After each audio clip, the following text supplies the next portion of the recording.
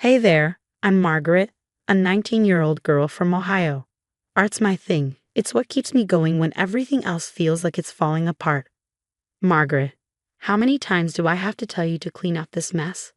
My mom's sharp voice pierces through my bedroom door. Coming, Mom. I yell back, sighing as I head downstairs. Passing the hallway mirror, I catch a glimpse of myself, long brown hair in a messy bun. Paint splatters across my oversized t-shirt. Mom is waiting in the kitchen, arms crossed, with a look of exasperation. Look at you, she scoffs. How do you expect to find a decent job looking like that? You need to start thinking about your future, Margaret. I bite my tongue, fighting back tears. I am thinking about my future, Mom. I want to go to art school in London. She laughs, a harsh, disbelieving sound. Art school in London? Don't be ridiculous. You need a real career, not some pipe dream. Later, I'm in Mr. Thompson's art class, the one place I feel truly at home. These are outstanding, Margaret, he says, flipping through my portfolio. Have you thought about applying to art schools? I nod. I want to go to London, but my mom. He cuts me off. Don't let anyone dim your light, Margaret. You have real talent. After class, I meet up with my best friend Amelia at our favorite cafe. So how'd it go with Mr. T? She asks. He loved my work, I say with a grin, but then sigh. You know my mom, she'd freak if she knew I was even thinking about it. Amelia rolls her eyes. Your mom needs to chill. You deserve to follow your dreams.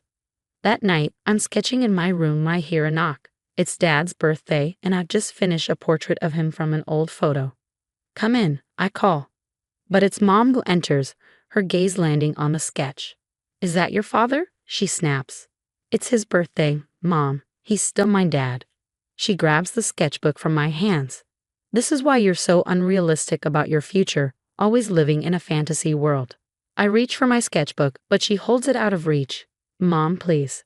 Enough, she snaps, her gaze landing on my hair. Your hair. It's always in your face. How can we even see to draw? She grabs a pair of scissors from my desk, moving toward me too quickly for me to stop her. Before I know it, she's hacking away at my hair, long strands falling to the floor. Mom, stop. I cry, but it's too late. She steps back, a twisted smile on her face. There. Now you can see clearly. Maybe now you'll start seeing reality instead of your silly dreams. I rush to the mirror, horrified at the uneven, choppy mess. Tears spill down my face as I touch the jagged ends. Oh, stop crying, she scoffs. You look fine, or at least as fine as an ugly duckling can look. She leaves the room, and I sink to the floor, my heart breaking. I curl up on my bed, sobbing as I run my fingers through what's left of my hair. My phone buzzes. It's Amelia. Hey, what's up? She cut my hair, Amelia. I manage between sobs. She called me an ugly duckling.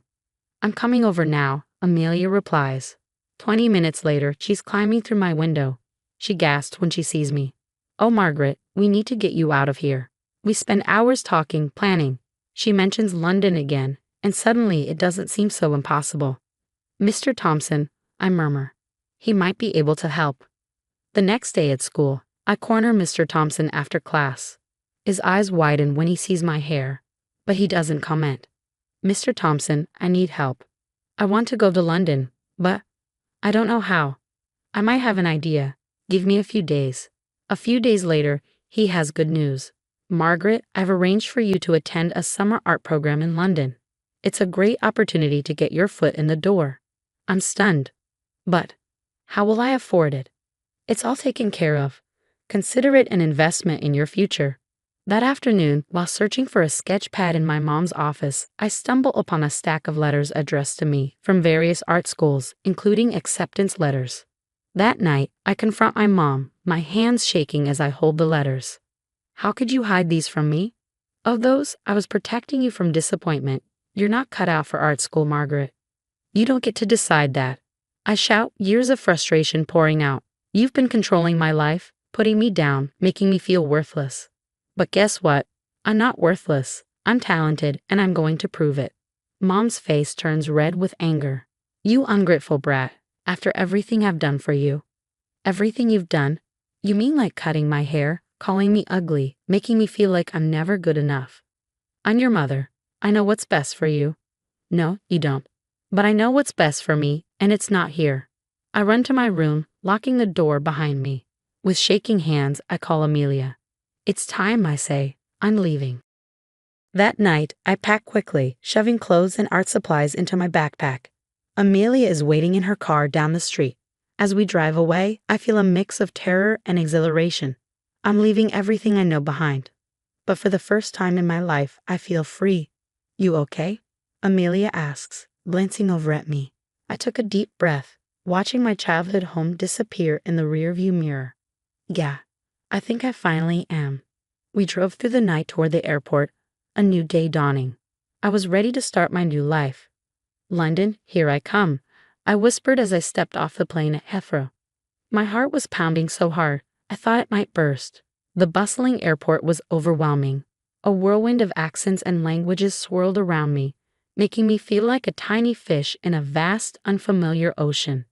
Clutching my backpack tighter, I whispered to myself, "You've got this, Margaret," summoning courage I wasn't sure I had. I made my way to the student housing where I'd be staying for the summer program. Fumbling with the key, I finally managed to unlock the door, just as it swung open, revealing a girl with vibrant blue hair and an infectious smile. "You must be Margaret. I'm Jade, your roommate. Come on in." Jade's warmth instantly put me at ease. As we unpacked, she shared stories of her life as a fashion design student from Manchester. "London's a bit mad at first," she said, laughing as she helped me hang up clothes. "But you'll love it, I promise." That night, as I lay in my new bed, homesickness hit me like a wave. I found myself thinking of Mom, wondering if she was worried. Then I remembered the incident with my hair, and a familiar knot tightened in my stomach.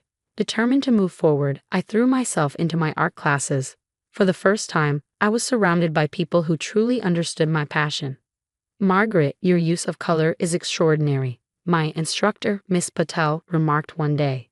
"Have you considered applying to art schools here?" I beamed with pride, feeling a confidence I'd never known. But London life wasn't always rosy. The busy streets and unfamiliar customs sometimes left me feeling lost. One day, I burst into tears, overwhelmed while trying to navigate the tube. "Hey, you okay?" a kind voice asked. I looked up to see Tom, a fellow student in my program. From that day on, Tom became a friend, showing me around London and helping me adjust. To make ends meet, I started working part-time at a quaint cafe near our housing. The owner, Mrs. Thompson, no relation to my teacher back home, took me under her wing. "You're doing great, love," she'd say, smiling as I mastered making the perfect cup of tea. One evening, as I sketched in the park, my phone buzzed. A message from Mom. My stomach dropped as I read her words. "Margaret, this rebellious phase has gone on long enough. Come home now, or I'll cut you off completely. No more money, no more support. You'll be on your own." I stared at the screen, anger and fear churning within me. Then, taking a steadying breath, I typed my reply. "I'm already on my own, Mom, and I'm doing just fine." I turned off my phone and went back to my sketch, my hand steady and sure. London was challenging, yes, but it was also freeing.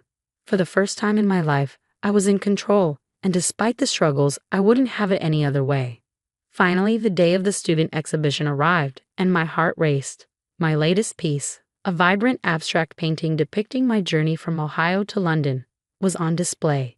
As I stood nervously by my work, I heard whispers of admiration. "Margaret, darling, this is exceptional," Miss Patel exclaimed, leading over a distinguished-looking man. "This is Mr. Blackwood from the Royal College of Art. He'd like to speak with you." As we chatted, my heart swelled with excitement and hope. Then I felt a gentle tap on my shoulder. Turning around, I froze. It was Dad, standing right in front of me, looking older than I remembered, but with the same kind eyes. "Hello, Margaret," he said, his voice soft. "You've grown into a beautiful young woman." Tears welled up in my eyes. "Dad, why are you here? Why did you leave?" He sighed deeply, regret evident in his gaze. "I'm so sorry, Margaret. I never wanted to leave you. Your mother, she gave me an ultimatum. Leave, or she'd make sure I never saw you again. I thought leaving would protect you, but I see now that was a mistake." Before I could respond, a familiar voice sliced through the crowd. "Margaret Marie Parker." My blood ran cold as I watched my mother storm toward us, her face contorted with rage. So this is where you've been hiding? Playing artist in London. Margaret's decision to distance herself from her mother reflects a powerful journey towards self-preservation. Throughout her life, her mother consistently undermined her dreams, imposed rigid control, and even attempted to sabotage her happiness. Her mother's destructive actions, cutting Margaret's hair, hiding her acceptance letters, and emotionally manipulating her, left deep scars. When Margaret finally found her freedom and her voice, maintaining boundaries was essential to protect her newfound sense of self. Yet, forgiveness doesn't necessarily mean resuming a close relationship. It's about releasing anger and hurt to find peace, while still honoring what she endured. Margaret's journey to self-worth meant she could no longer subject herself to her mother's harmful influence, even as she worked on healing. In time, therapy and self-reflection might allow her to forgive, if she chooses, without compromising her boundaries or her hard-won freedom. The line between forgiveness and self-preservation varies for everyone. Some people find healing in reconnecting, while others feel healthier maintaining distance. For Margaret, her art and her support system enabled her to move forward independently, leaving room to choose, when she's ready, if she wants to let her mother back into her life.